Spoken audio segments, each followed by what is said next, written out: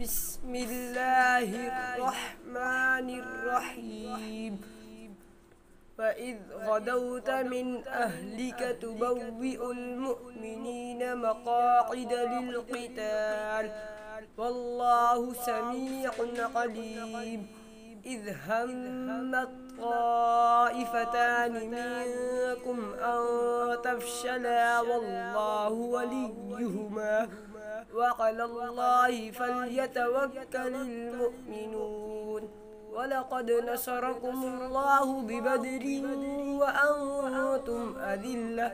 فاتقوا الله لعلكم تشكرون إذ تقول للمؤمنين ألن يكفيكم أن يمدكم ربكم ب3 آلاف من الملائكة منزلين بلى إن تصبروا وتتقوا ويأتوكم من فورهم هذا يمددكم ربكم ب5 آلاف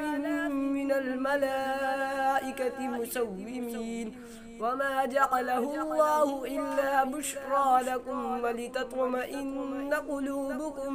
به وما النصر إلا من عند الله العزيز الحكيم ليقطع طرفا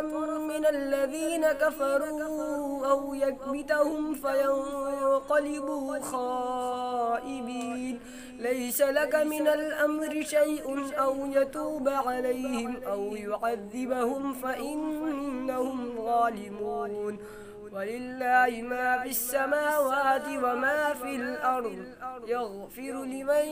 يشاء ويعذب من يشاء والله غفور رحيم صدقت يا رب العالمين.